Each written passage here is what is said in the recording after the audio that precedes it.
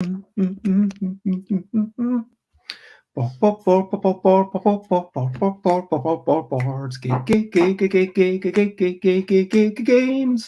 Boards games. I might be talking about Hello Kitty boards games, but I'm not gonna shout.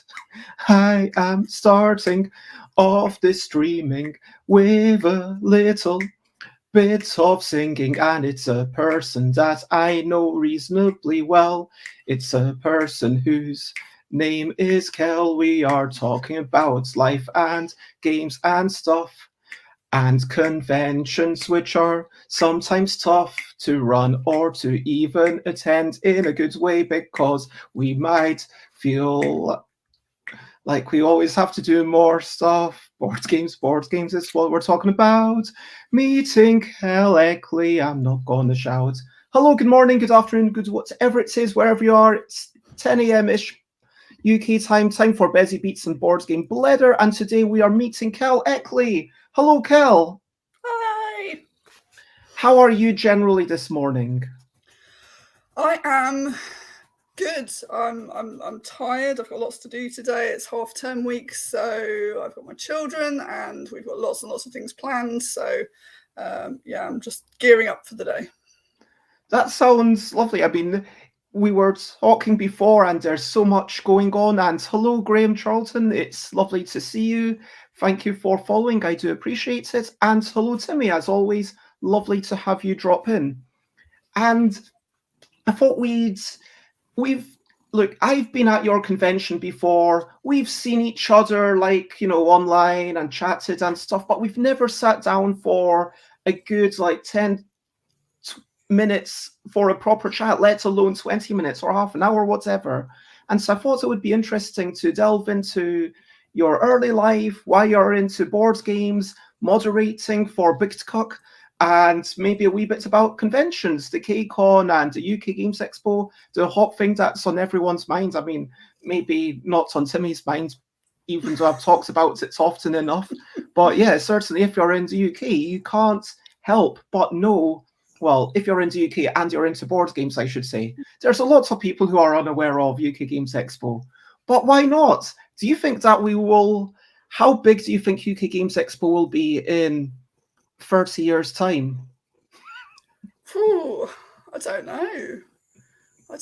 Like, lots of hobbies kind of expand and contract kind of over time, don't they? And I don't know. Will it have shrunk back down by that point? I don't know. Would I go to it if it was 30 times bigger? Probably not, actually. That would be massively overwhelming. But it'd be interesting to see. Like, imagine if it was the entire NEC, not just 3 of the halls, but like the entire thing. I think it could only be 10 times bigger, something like that. And then at that point, you kind of start to run out of space. I don't think I could cope with that many board games and that much stuff. Yeah, that'd be the point where I'd be like, I can't go. I just can't manage that. Or would you make a holiday out of it for like a week and just or that's what you're doing, isn't it? You're heading off there shortly, aren't you? Yeah, I'm going there on the Wednesday. Hello, Jay Guards. Lovely to see you. And yeah, the reason that I'm spending a couple of extra days at the tail end is partially because I wanted a chance to kind of liaise with everyone who's been helping me out and be like, okay, this is kind of what I'm planning over the next year. But also, I'm expecting that to maybe take an hour realistically at most. And then the rest of the time, just be like, yeah, we've spent all this time and I've not gotten the chance to play any games really. Last year, 2021, I got to play, I want to say, one game that wasn't my own.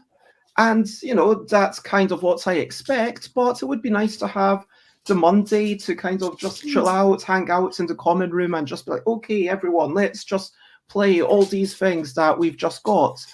Yeah, sure, we might play something by me, but like I'm a lot more likely to be excited to play the games we've just got or what other people have brought along or whatever. What is a convention to you, Kelly? I don't know. I mean, I've not really been going to conventions for a really long time, to be honest. So I've been to a few, and I know what I definitely didn't like about them. So I think I'm carefully curating what it is I like about them. I like seeing friends. This sounds awful. Like I go to board game conventions not to play board games, but to see friends.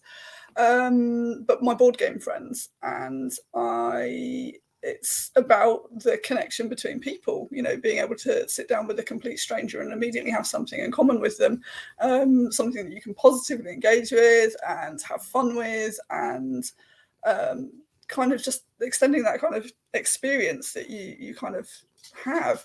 And I like that. I like being able to leisurely walk around and see things, and not feel pressured to kind of, you know, it's not like a shopping trip. And I don't know. I can tell you what it's not.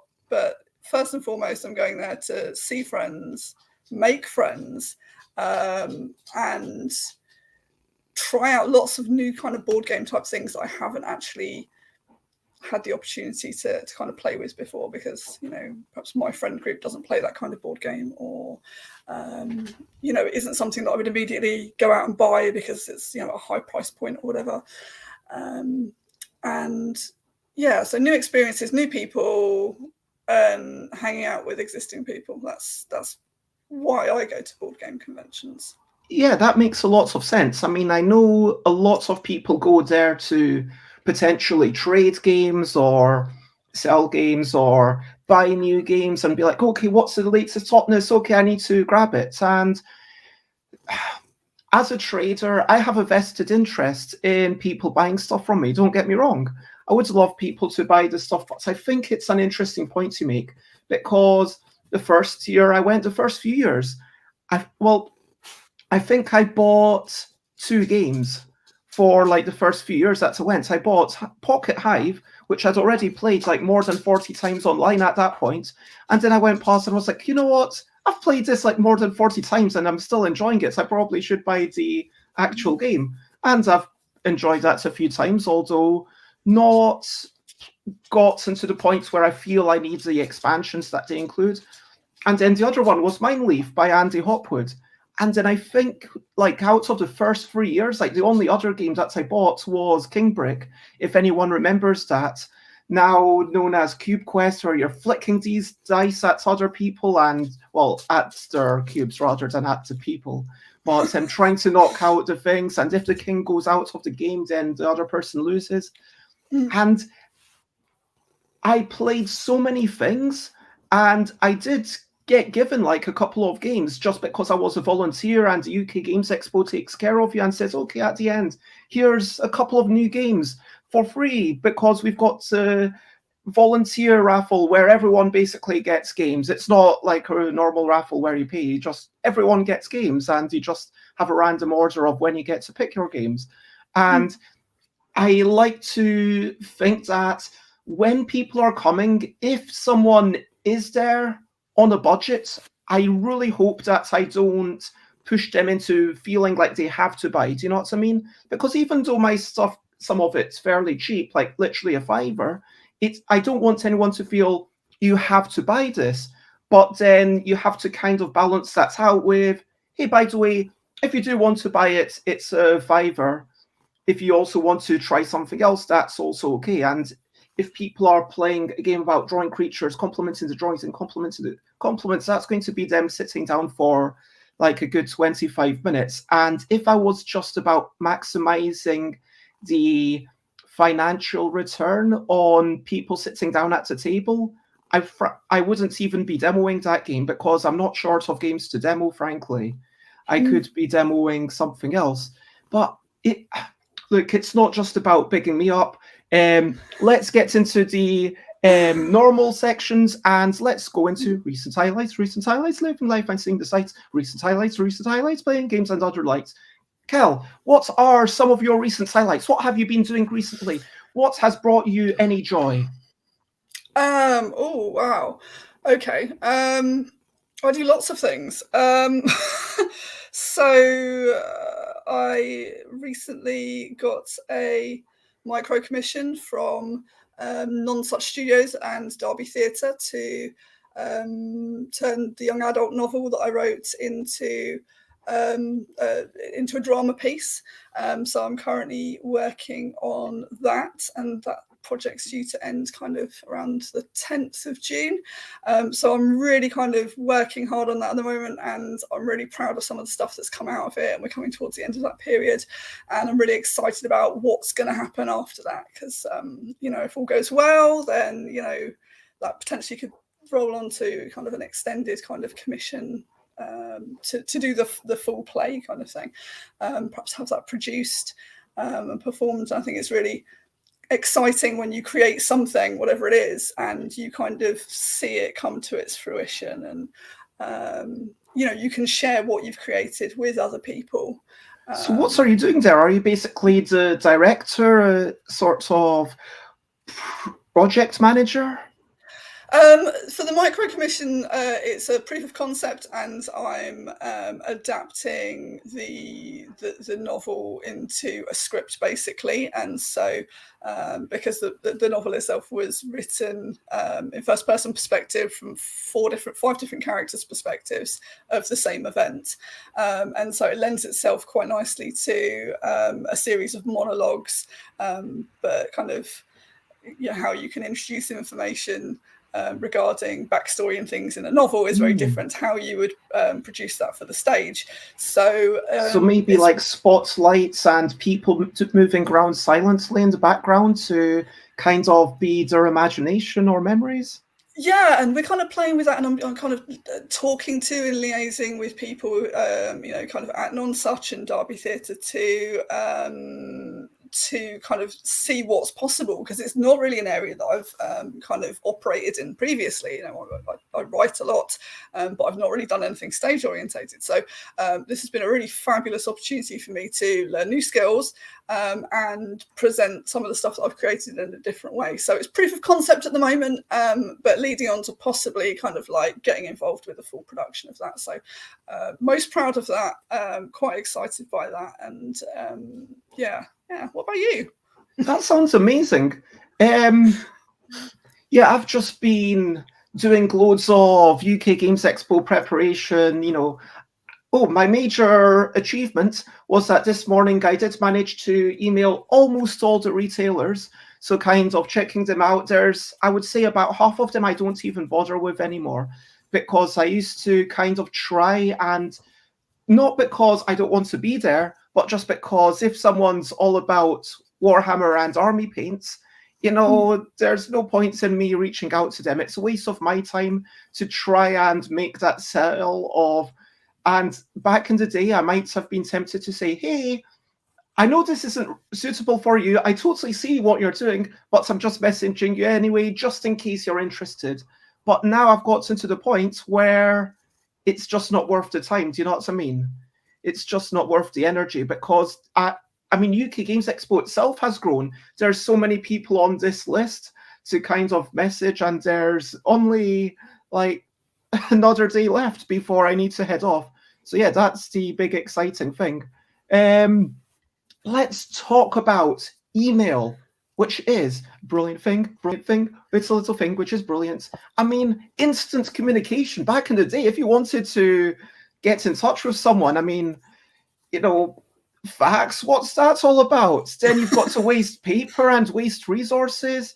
Or like if you wanted to phone someone, then they have to be there at the same time, and it might be an imposition. But email, they can read it whenever they want, and it's instant.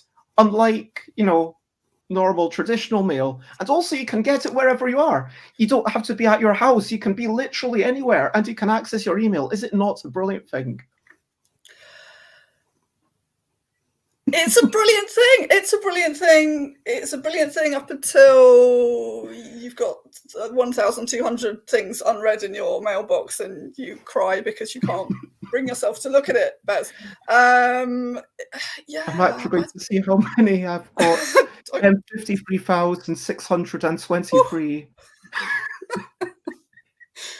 How brilliant does it feel now? No, it is.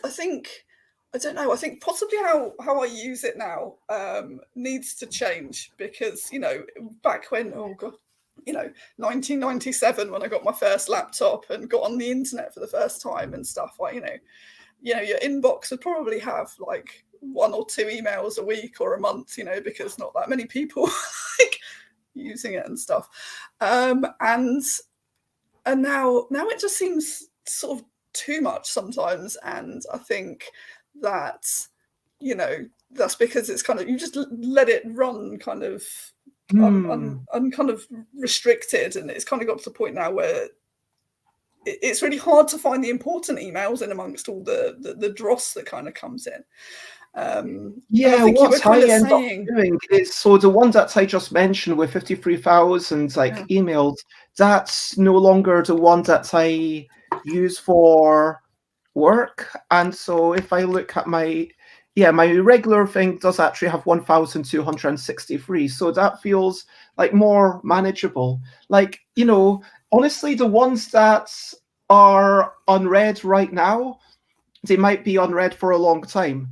But because, lots of them might be subscriptions or stuff, and it's just like, I don't need to read that. And sometimes I could archive it, but let's just stop there and say, yes, we need to learn to deal with these new technologies. I almost think that the best skill someone can learn in this modern day and age is self-curation, trying to work out quickly, do I want to engage with this or not? There is more music than we can possibly ever listen to. There's more TV shows, there's more games, there's more emails than we can read, frankly. I do get to a point with my emails where I'm like, I haven't read this, I haven't read it for over 2 months, I'm probably never going to read it, and I just highlight all the ones that are unread and just delete them all. That's a very cathartic kind of process for me. But it is about finding kind of like better ways of working and managing ourselves. And there's so much we can do now to kind of help organize our lives. And kind of talking to your parents sometimes, and they kind of refer back to when they were younger and how some simpler things were. And, that's nice and all, but actually I do quite like having all of these tools that I can use to help manage myself. And that doesn't mean that I don't have a calendar hung up in my kitchen, which has certain things written on it. But, I've got my phone with my digital calendar on and my emails on and this, that and the other. And, I think we are fortunate to be living in this great age where we've got all of these tools for self-management and things. Being attacked by a cat. Absolutely. And like this streaming, someone from the Netherlands, hello, Yoda, it's lovely to have you. And, little reminders that you can get every few minutes to remind you to maybe have a wee stretch and get out of your seats or whatever, so you don't end up just sitting down for an entire hour, because that can be a thing that happens. Let's move on to the questionably quick questions. Questionably quick questions is the next section. It's not an interrogation, it's just the questionably quick section. So if anyone has any questionably quick questions, then chuck them into the chat. Otherwise, Kelly, I am going to ask you, meeple or figurine? Meeple. How important is environmental aspects to you? Sustainability? Quite important, but not like it's in the top 10. It's in the top 10, but I can't. Yeah, where it is depends massively on what my priorities are for that day, and that sounds awful. But no, you've got limited scope, I guess. How many pairs of glasses do you own? 1, 2, 3, 4 that are my current prescription. I've got another one exactly like this, but it's got reflective coating for going out in the sunshine, so it looks the same. I've got some actual sunglasses for driving, and then I've got some 70s murder glasses, which I wear for when I'm travel back in time to the 70s and go murdering. I don't know. I thought they looked cool. They don't, so I don't wear them. Before, yeah. Wow. What's the last game you played? Yesterday I played Chai with my 5-year-old. and it was her first play, so I was teaching her. It's like a complex game for a 5-year-old. Well, it's kind of like you need to get these resources to fulfill this this recipe kind of thing, this criteria, and the iconography on the cards is brilliant. Oh, I need a strawberry. Okay, that's a strawberry thing. It shows on here. It's got 2 pools. It's got the pantry pool and the market. So she's looking for 2 different icons in 2 different places, and then you fill the recipe card basically. So the concept itself is quite simple. We played without the abilities because I thought that might be too much, but actually she picked up the main game so quickly that she could have. I definitely think like the next game of that we play, we could introduce the ability cards. I believe it's up to your child. Say, is this something that you fancy? Yeah. Like, do you want this to be a little bit more difficult or a bit more challenging? Would you recommend it to everyone watching? Yeah. I don't know. Who would you recommend it to is a better question. Yeah, I think it is. People who kind of like that. It's a lot. I would say it's a light game. I wouldn't say that it's a particularly difficult to understand game. People who kind of, I guess it's a bit like people who like Azul would like Chai, because it's kind of got those similar tile things going on. It's collection. Yeah. Similar sense of puzzling and satisfaction, and I managed to do a thing. I feel good about life. Yeah, and it's kind of like a nice chill out kind of theme as well of serving these customers. It's it's not like Burger Time or something like that where you've got a real time thing where you've got to serve these customers quickly or whatever. That stresses me out. So it's relaxing. It's got nice cutesy images on the cards, and it's nice. I think some games that kind of suggest that they're therapeutic or calming have the absolute opposite effect on me and stress me out quite a lot. But this one felt quite nice and satisfying and quite straightforward, and I didn't have to think too hard, because sometimes when you're teaching games to a really small person whose attention span is quite short, it can get quite stressful quite quickly. But yeah, so I'd say it's a family game, and people who just want something a bit light and a bit satisfying should definitely check it out. Definitely check it out. So let me ask you, tea or coffee? Tea. I've been drinking tea since I was probably about 5 years old. Tea. Probably about 10 cups a day. Wow, that is a lot. Just kind of black Yorkshire tea type thing, or? Builder's tea. I'm not really that fussed how milky it is.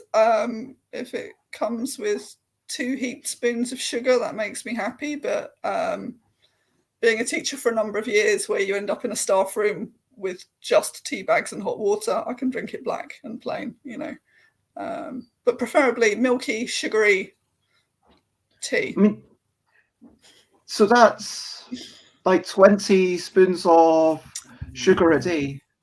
Hey, I never said I was healthy. And when you've got 2 smallish children, you sometimes just need. You are allowed the indulgences. I mean, I've got lots of other indulgences. How many pets do you have? At the minute, I've got a dog, 2 cats, and 2 fish called Bob. They're both called Bob. Well, we had 3 fish called Bob. They were Bob 1, Bob 2, and Bob 3, as named by my 5-year-old. Bob 2 died. It's very sad. We had a lovely funeral for him in the garden, and we buried him in a plant pot. And we did a little service for Bob 2. He was the greatest fish we ever knew, apparently. And it was lovely. And now we've just got Bob 1 and Bob 3 in the tank. So I've got quite a few pets. Quite a few. And how many offspring do you have? 2. I've got a 14-year-old and a 5-year-old. So I've got a really big age gap between my children. I don't recommend that to anyone. That was a stupid idea. But hopefully in a couple of years' time, I'll have a built-in babysitter with the older one. I don't know, it might work itself out. But they'll be with me at the weekend. My siblings are all 10 years older than me, and apparently, like, well, the oldest is 11 years older than me, and then the closest is 9 years older than me. So, yeah. And then there's me many years later. But apparently that did start to happen, but hopefully it happens for you soon. Yeah. And how did you find that then? I mean, as a child, I found that there was definitely stuff that my siblings were able to say to me. I definitely felt like they weren't ever equals, although they've become closer to equals as we've grown older, because at a certain point, a 9-year age gap, when you're 5 years old, that's massive. Whereas when you're like 20 years old, okay, you can start to relate to this person who's only 9 years older than you. And, the older you get, the closer it will be. And by the time we pass away, I think that it's already feeling like it's at the point where there's, some things that, we've all forged our own paths. So it's not like, oh, you've got more years, so you're automatically more experienced and everything. But yeah, at the start, it wasn't like we were equals, if you know what I mean. And hello, Runa. It's lovely to see you, and I hope you're generally well. If you've got any questionably quick questions, do chuck them in within the next minute. For the ultimate question is, what's the first game you remember playing? And what's the first game you remember enjoying? Are they the same game? Monopoly. I played Monopoly at home with my family. Well, I think we only had like three. Well, we had Monopoly, we had Scrabble, and we had Yahtzee for a number of years. And then we all got a bit older because I've got 3 brothers. So Christmas, we always got a game each for Christmas. And then Boxing Day was always the where my parents, lucky them, sat down and read all of the rules to these games, and then we would play them on Boxing Day. And so it was Monopoly, and we were a very competitive family, and it always ended in tears. But in terms of game that I first loved and wanted to play, I can't pick that one. Can I pick one that wasn't mine? Sure. I played my friend's copy of Build a Better Burger, which, have you ever heard of that? No, I'm writing it down. I don't think it exists anymore. I think it might exist as something else. I don't know. But essentially, I guess it was a McDonald's training simulator. I don't know. It had a tower kind of in the middle with a burger at the top, and you kind of twisted it, and that was the timer. And then you would have order cards, and you would have to fill them. But what you would do is you would literally build a burger. You'd have a little plastic bottom bun, and then a stick that you would put in the middle, and then you would layer the lettuce and the burger patty and all of the other ingredients that were on the order. And I think there's lots of apps and things that replicate this kind of game now. But my friend had it. There it is. Oh, it's beautiful. My friends had it, and I went around her house and played it. I became obsessed with it, and I'm like, Mum, I need to have this for Christmas. Or my birthday, and she bought it for me, and I had it less than 24 hours, and me or one of my brothers had managed to twist the timer until it snapped, and she was outraged, and she's like, I'm taking it back, and I'm like, please just get a replacement. She's like, no. So I owned that game for less than 24 hours. Wow. But I kind of, every time I went to my friend's house, I'm like, we must play Build a Better Burger. And I think that was the first time that I realised that I really loved the tactile aspect. It was the tactile aspect of that game. It was holding the little pieces. And the placing and stacking. The tiny little burger pieces and putting them together and just having these little pieces of plastic that represented something else. And I've not really had that in a game before. You know, Monopoly, you've just got dice and perhaps your piece that you move around and paper, but this was like plastic, little plastic pieces. And then I was more interested in games that had pieces that we could, that I could hold and touch and play with and things like that. So I think that was my first real tactile experience with a game that I loved. It's interesting what draws people to games, and Runa is generally well. We are both reasonably well, Kel. Yeah. And Runa recently learned Hanabi. That is a lovely game to learn. Have you not played Hanabi yet? This is the one where you don't see your own cards, other people can see your own cards, and everyone's got to give you clues and everyone else clues to tell them what they've got in their hands. So you've got to play cards in the middle of the table, going from 1 to 5 in, I think, like 5 different colors, but you don't know which to play, and so the only way that you know is by getting clues off everyone else. And yeah, hello, Alex. I think I was invited to a game of that on Board Game Arena, and I'd not played it before. And my approach, I'm sure my friends hate me for this, but my approach on Board Game Arena is if I haven't played the game and you invite me to it, I'm just going to try and play it for the first time without reading the rules, because that's how intuitive I want a game to be. I'm like, I'm going to see if I can work this out. And with Hanabi, I did not know what I was doing for the entirety of that game. And I'm sure I've probably ruined it for whoever else was playing with me on that particular.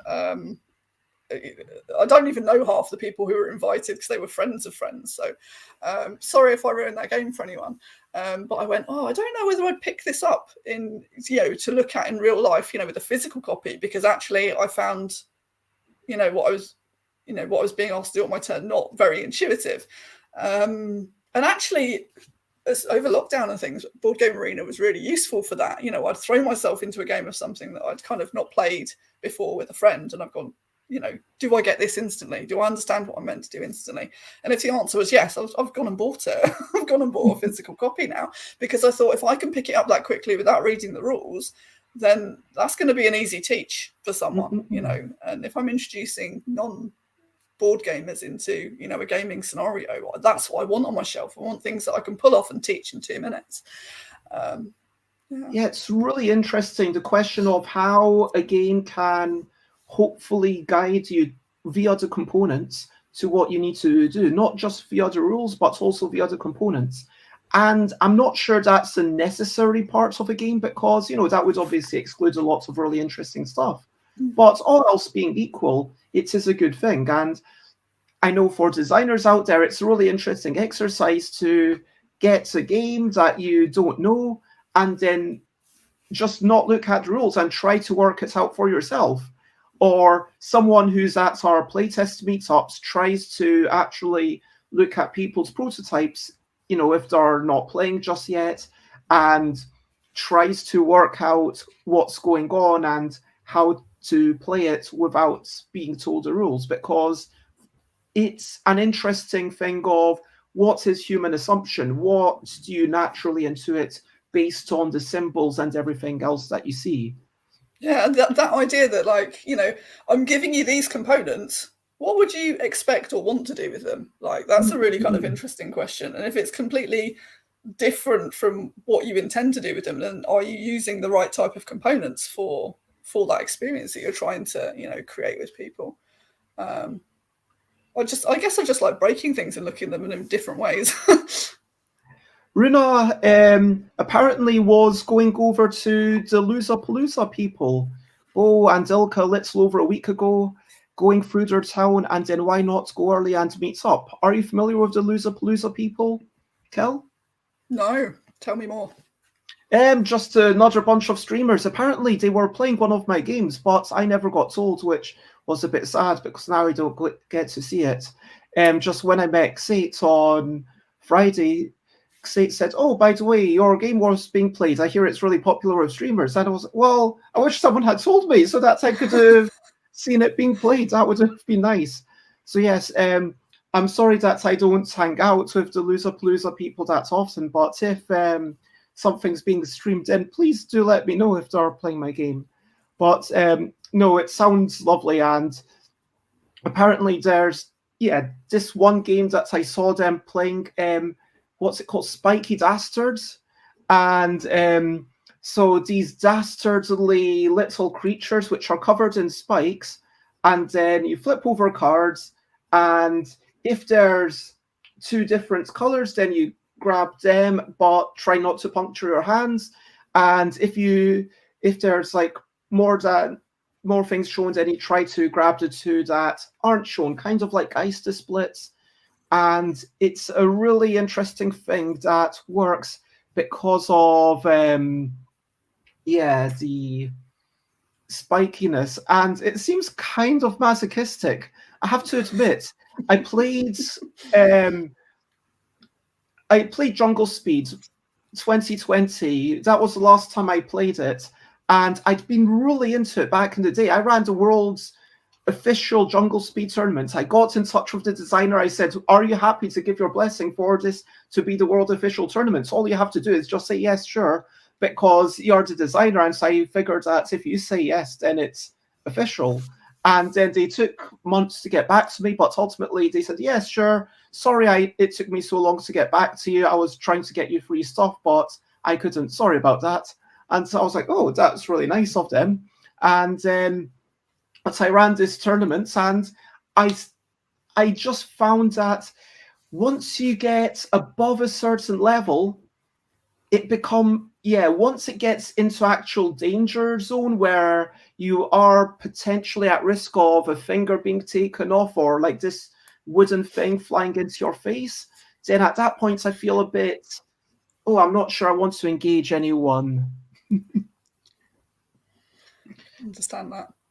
But yes, if things are within like a couple of weeks, then I can watch them, but otherwise I can't watch stuff on Twitch. Let's scoosh forward. We wanted to talk about BGTCUK, Board Game Trading and Chat UK. Moderating, how's that? Do you enjoy it? Do you feel like it's a big responsibility? Do you feel a sense of pride? I don't know. I don't even know how I got into it, really. I don't know. One day I was just doing it. I was like, yeah. I mean, you must have been invited or something. You must have had like a message saying, hey, would you be willing to do this? I think I kind of was just talking one day and I said, I can help out if you kind of need a hand kind of thing. But it wasn't any big official thing or big fanfare or anything. It was just like, and then I just started doing it. But I don't really feel like I do much more than what I was doing before I became an admin of the group, to be honest, because, it's a really nice self-curating group to a certain degree, and everyone's really respectful and pointing things out when, people are getting things a little bit wrong.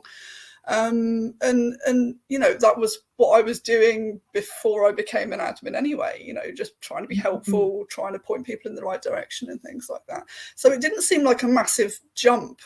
I guess the biggest jump when you become an admin is then, all of the, you become more aware of, perhaps negative things that happen because, it's kind of your job to help deal with the negative things that happen.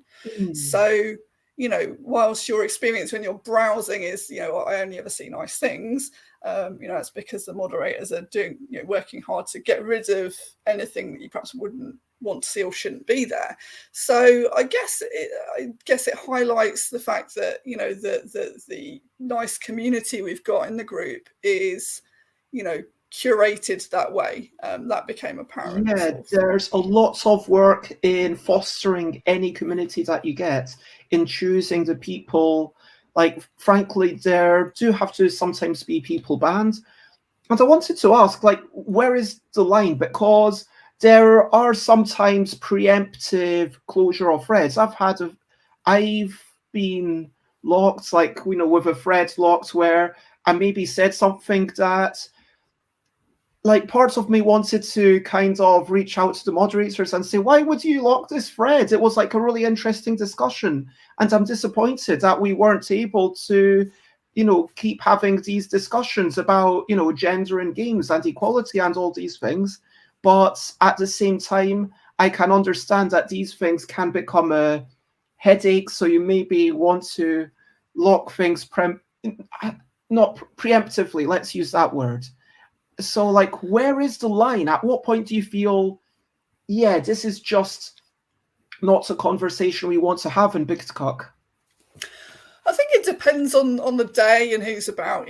Where all the moderators are people with jobs and lives and families and things like that. And when there is a really kind of intense thread that's on a particularly kind of on a subject that might cause division in opinion, quite extreme division in opinion sometimes, that it might just be on that particular occasion that there's not enough of us to keep on top of it. Because what you don't want is because there's lots of sub threads that kind of branch off and people having their own little conversations within the context of the larger point that was being made, and sometimes some of those go off in a direction which is really negative or confrontational, and we don't like member on member conflict, so and if it moves too rapidly, we end up having kind of perhaps some toxic subthreads that are kind of there that we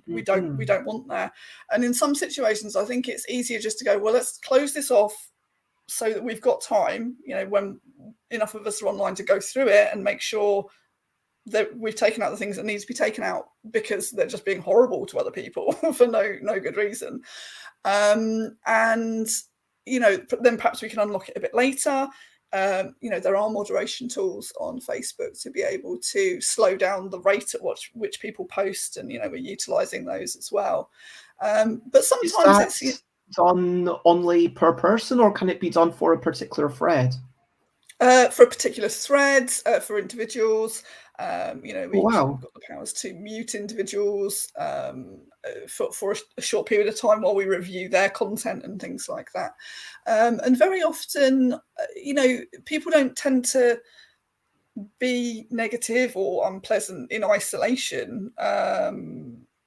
There's generally more of a story, and sometimes you have to go away and have a look at what else they've done elsewhere to be able to make a decision about particular individuals, for example.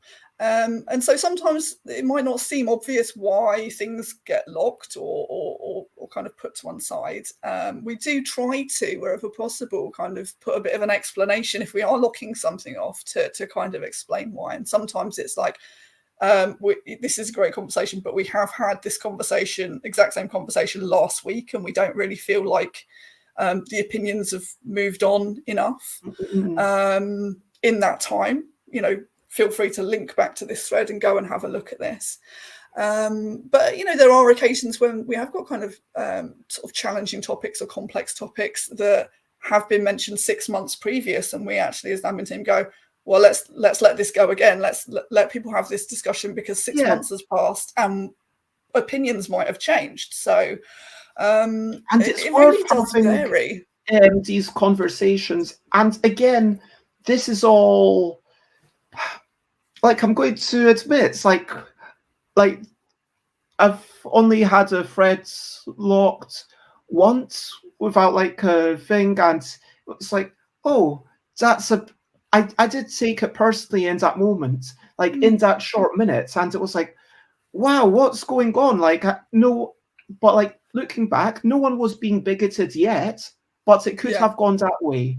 And I can understand, it's not like massive deal. Everyone's got jobs, everyone's got to take care of themselves. And if it's like, oh, this could be really problematic later on, let me just lock it. And if this person really wants to have it, then they can reach out to one of the moderators who will presumably tell the other people, and it can be reopened the next day or another day or whatever. I think it'd be really useful to have some kind of tool, because, you know, we've had previously where people have said, oh, I don't understand why you locked this thread, everyone was being really nice. And what they haven't seen behind the scenes is actually we've had to remove 20 comments from people, you know, and we got there really quickly because we were actively watching them being posted and then deleting them straight away, and dealing with those people who were not bringing the right thing to the conversation. You know, it would be useful if there was some kind of tool or notification to say, yeah, this thread's been locked and X many comments had to be deleted in this particular instance. And it's a shame we don't always get to do that. I would say that if you ever had a thread locked and you're not sure why, contact the admins, any of us, we'll quite happily kind of explain, and hopefully retrospectively go back and put a comment on the thread to explain why. I think sometimes when situations kind of move really quickly and there might be more than one thing happening in the group, that sometimes it's easier to say, well, let's just stop this here and then we'll reevaluate. But we don't.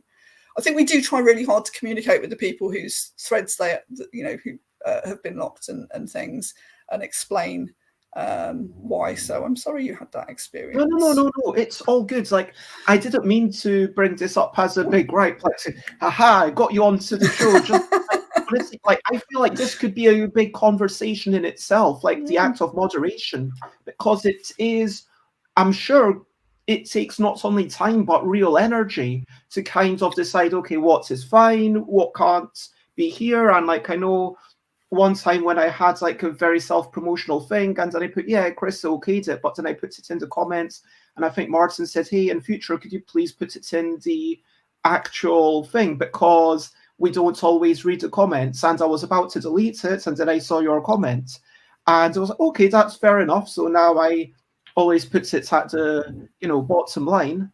And it's, yeah, we could have a conversation about that, but I do want to make sure that we are done within like 10 minutes. So let's go quickly. KCON, again, something we could have another conversation about. So I'd love to have you back on if you're up for it. Yeah. But KCON, why did you do it? Oh, Whistle Stop Tour. I wanted to do something for my 40th birthday, was year one, and I decided that I'd normally have people over for board games, and so I was just going to do it on a larger scale. And I thought, why not just have some more friends? And so I did, and then we had COVID, and then that annoyed me for obvious reasons, you know, and we thought we was going to have to be cancelled, but then we had a gap between two lockdowns, and I'm like, well, I might still be able to do this if we do it very carefully. And that in itself became a game to me, was to do the logistics for making sure we could put on something that met the legal requirements, that and was like COVID secure. I think you went above and beyond the legal requirements. I mean, you had extra precautions like the different rooms, you know, making sure that everyone could stay in a bubble if they really wanted, like not an actual bubble, you know, like figuratively speaking, but okay, you can just be with the relatively safe people if that's where you want to stay. And then the less safe people will be over here who maybe feel like they're being a bit, I mean, no one was being unsafe, but a bit closer to how you would be today rather than how you might be at that point. Yeah, year one was like very strict. You had your room of 30 people and you weren't allowed to like leave it. Like it was kind of a bit, but it was a puzzle and it was good. And year one was the first, we ran a COVID-free event. No one got COVID at that event. And, you know, I was like great success. But then I kind of went, well, actually, that wasn't the party I wanted to have for my 40th. I want to do it again next year, but do it like the way I wanted to. But obviously, we still had some restrictions last year. And again, it still wasn't the thing that I wanted to do. So we're doing it again this year because I want to do it the way that I envisioned doing it previously. And I want it to be a gathering of people, new friends, old friends, and I want it to feel like you're just going out and spending time with your friends. So that's kind of what I'm aiming for with KCON. I think it's got a different feel to other events because we're aiming for something a bit different, I think. I mean, out of the stuff I've been to, it's probably closest to Bastion, where even though the accommodation isn't quite as close, like in Bastion, the rooms and the places that you play are a little bit closer, and it feels a little bit more private because no one else is in this building. But at KCON, it's catered. You do have a place where you can get a reasonable lunch and whatnot, and you are allowed to take, tiny snacks if you need something to keep you going throughout the day. It's all good. And there's like just lovely things that make it unique, where you actually have traders at like a really tiny event. And what you do is you say, hey, traders, it doesn't make sense for you to be all weekends necessarily. So maybe you can be here for just one day and then the other day just enjoy the show. And then there's the cake bits, which is my favorite bits because I got to eat cakes and judge them. And I want to have chats. I've decided like we need to formalize the cake judging. It needs to be the name of the cake to let people know that if they make a good name, then that's what the people are looking for. It has to be about the taste for sure, and it has to be about the presentation.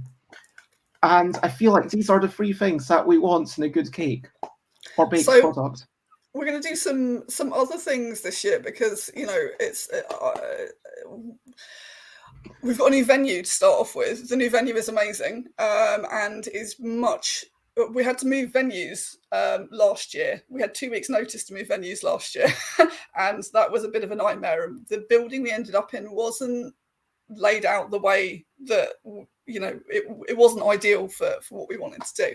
But the new venue this year is amazing. It all comes off of a central kind of hub, which is like a nice lounge area.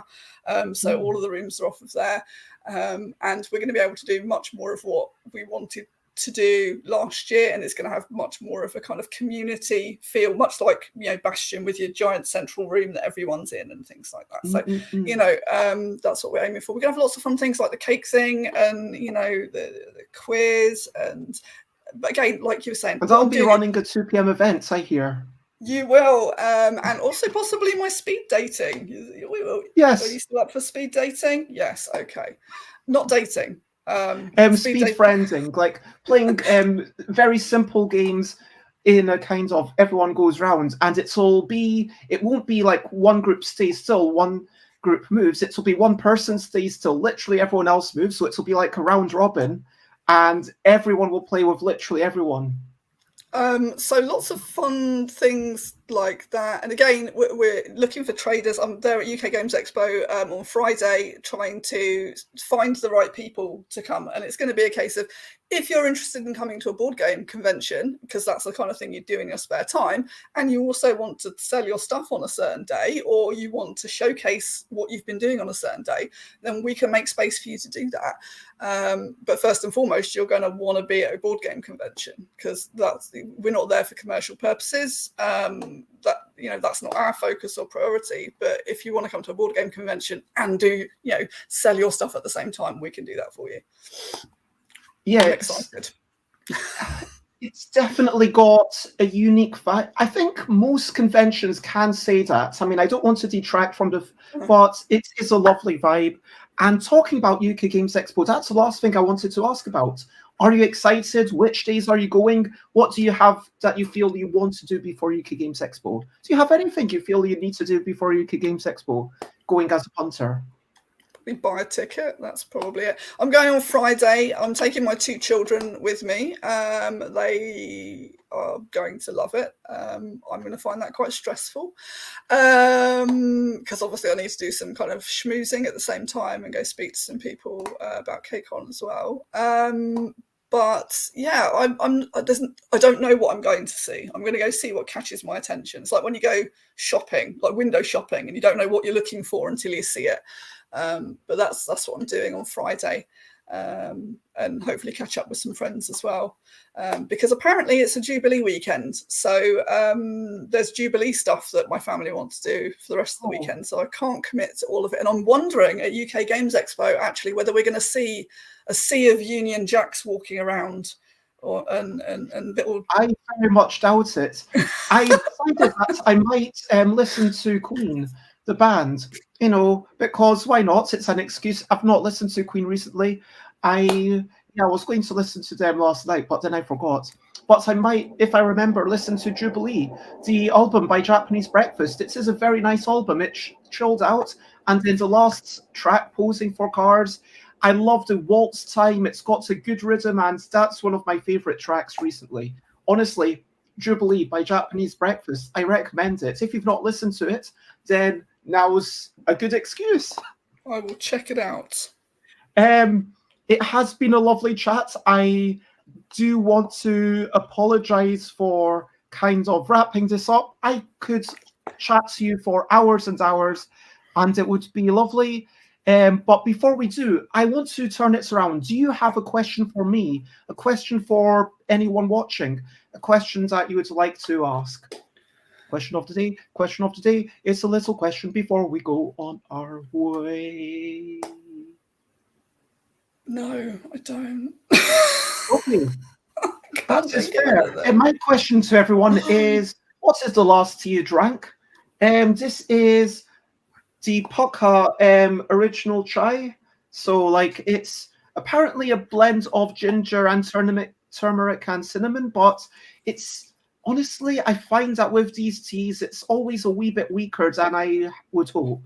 So I think that in future, I'm just going to, by default, put into tea bags, which is a wee bit pricier. But like, I only drink tea on special occasions. And, I was like, yeah, I'm a bit stressed. I really need something to calm me down. So I bought some tea this morning. And that is what I'm drinking. What's the last tea that everyone else drank? Runa says, the last thing Runa drank is Apia, which is Romanian for water. J. Foolsguard is drinking a cheap Earl Grey. Alex drank Tesco's finest English breakfast. I feel like they could have done better, so it's not really the finest, but it's all right. How about you, Kelly? I'm drinking apple and mango squash at the moment because I got bored with orange squash. So, I'm mixing it up a bit. So, over to you. What are you up to? You can share. What's only if you want to. I am going. So, I have a relative who's coming over to London. I have to go over and be there to pick them up in about half an hour, which, gives me 10 minutes to get out the house. So, plenty of time.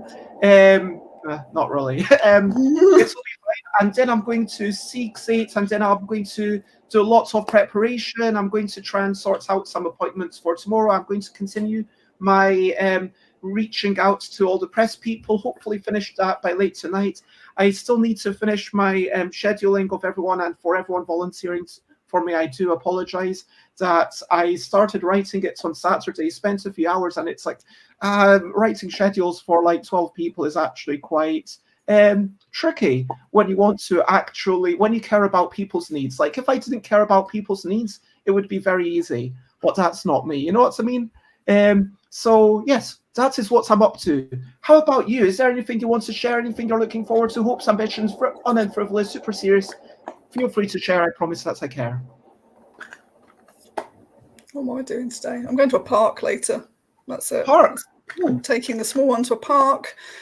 She's been nagging me all weekend, so we're doing that, and then I'm relaxing for the rest of the weekend. That is it. That is it. Weekend. Oh, is today bank holiday? Yes, it is. Okay. I didn't even Although, realize.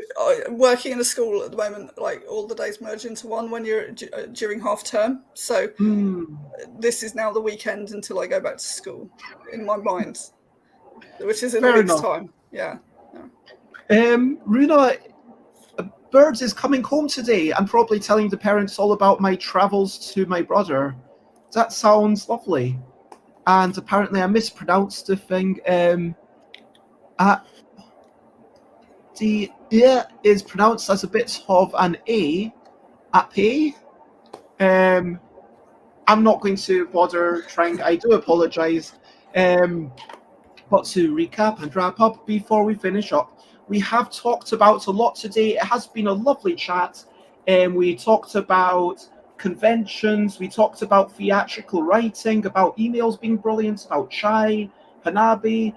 having pets, deceased fish, about age gaps between siblings, Monopoly, Build a Better Burger, Spiky Dastards, about birthdays being turned into conventions.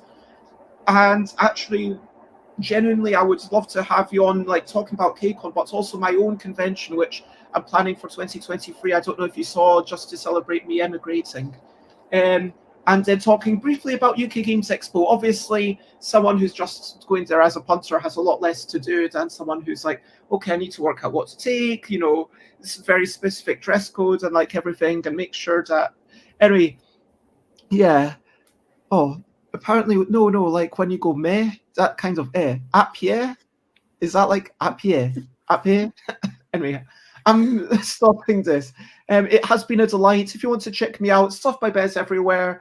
I will be retooling my shop next month and check me out on Twitter, Instagram, Twitch, YouTube, and stuffbybez.com/Discord if you want to find out my future streams. Tomorrow I'll have Alan Paul on. We'll talk about going to UK Games Expo. We're both going as exhibitors, so it will be nice to compare notes before we both get back to frantically doing what we need to be doing. And then Wednesday, Thursday, Friday, Saturday, Sunday, Monday, Tuesday, I will be either traveling to or in Birmingham or going back from Birmingham. So they will be very quick shows. But potentially Tuesday, if we're already in the car, it might be like a regular sized show, as long as the driver isn't put off by me streaming like in the passenger seats. So we'll see how that works. But it'll be more of a blog than, don't expect me to be able to run around and show everything, because I do also have to be there and be at my stand. But I will be I'll be doing my stream. Yes, if people want to check you out, Kelly, where would you like to be found? Oh dear. KelEckley.com, or just hit me up on Facebook. There we go. Oh, KCON, yeah, of course, KCON. Go to KCON, buy a ticket. It's great. And apparently it is up here. Like, but stopping at this point. I love that you love me trying. Thank you for expressing that, and thank you for expressing that compliment. Please feel free to share, spread the word. Once more, thank you everyone for being part of the conversation, for chatting along, and most importantly, thank you, Kel, for joining me for this lovely chat, and lots of love. Lots of love. So for now, bye, bye, bye, bye. This is a goodbye song to do. Bye, bye, bye, bye. Thank you for watching along. Bye, bye, bye, bye. This is the end of the show. Bye, bye, bye, bye. And now it's time to go. Bye, bye, bye, bye. This is a goodbye song. Bye, bye, bye, bye. Thank you for watching along. Bye, bye, bye, bye. This is the end of the show. Bye, bye, bye, bye.